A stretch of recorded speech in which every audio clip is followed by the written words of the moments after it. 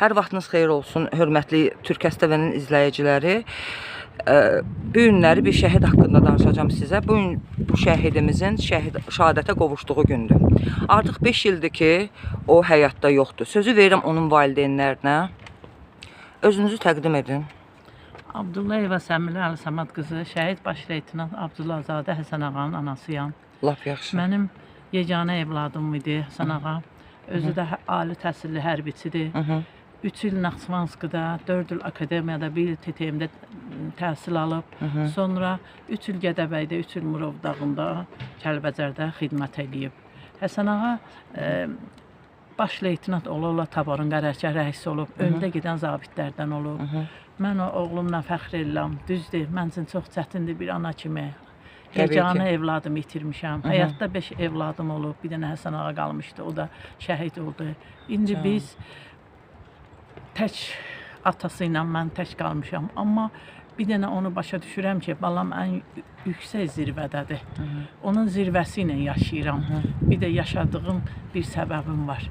Balamın açdığı yara, sinəmdəki yaranı yanına gedim bağlasın. Başqa bir sözüm, söhbətim yoxdur. Yaşamaya marağım da yoxdur. Allah köməyiniz olsun. Çox sağ olun.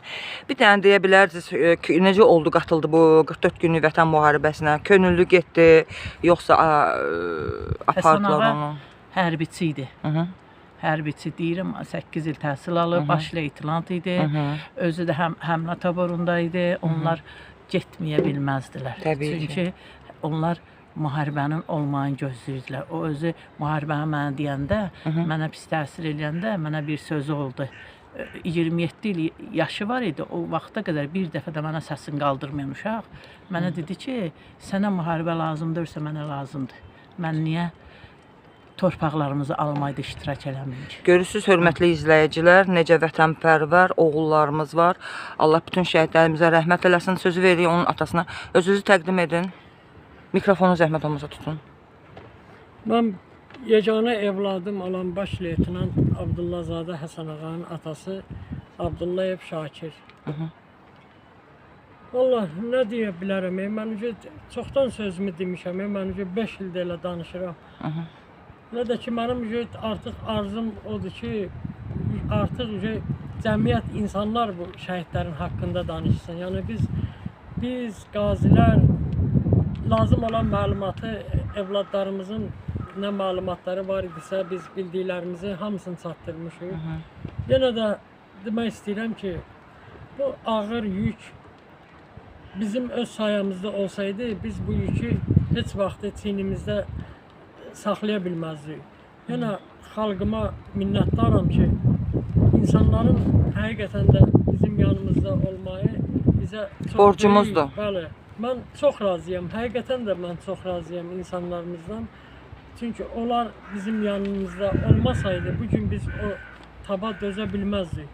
Çünki yeganə evlad, yəni vətən üçün fərq eləmir, yeganə yoxsa 5 evladı olmuş. Amma yenə də baxmada, demək, oğlumuz elədi ki, əməli ilə vətən anadan da, atadan da üstündür. Birinci vətəndir, sonra ata, anadır. Odur ki, öz şəhid olmayı ilə atasına və anasına da vətəni necə sevmək lazım olduğunu daha doğrusu öyrətdi. Adətən evlad valideyndən bir şey öyrənir, amma Həsən ağa bu işdə bizi öyrətdi. Vətənə, insanlarımıza olan sevgini, mənə şəxsən əsl həyatı yaşamayı öyrətdi. Yaşımın söz yox, çoxu getmiş olsa da 5 ildir mən Həsən ağa şəhid qurban vermişəm vətən uğrunda. O 5 ili mən inanın ki, o keçmiş 50 ilimə dəyişmərəm. Mənim üçün bu 5 il 50 ildən üstündür. Çünki bu 5 ildə mən demək olar ki, mən təzədən 1-ci sinifə getdim. Nə deyim valla, mən bütün insanlarımızı çox sevirəm.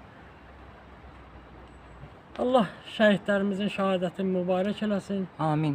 Allah Taala bir də bizə müharibə qismət eləməsin. Amin. Gənclərimizə can sağlığı. Amin. Şəhidlərimiz unudulmasın da. Amin. Təbii ki. Sağ olun. Sağ olun. Təbii ki, şəhidlərimizi heç kim unuda bilməz. Şəhidlər bizim baş tacımızdır. Şəhidlər bizim fəxrimizdir. Allah bütün şəhidlərimizə rəhmət eləsin. Çox sağ olun müsahibəyə görə. Minnətdaram sizə. Belə qoy. Sağ olun, təşəkkür edirəm. Borcumuzdur.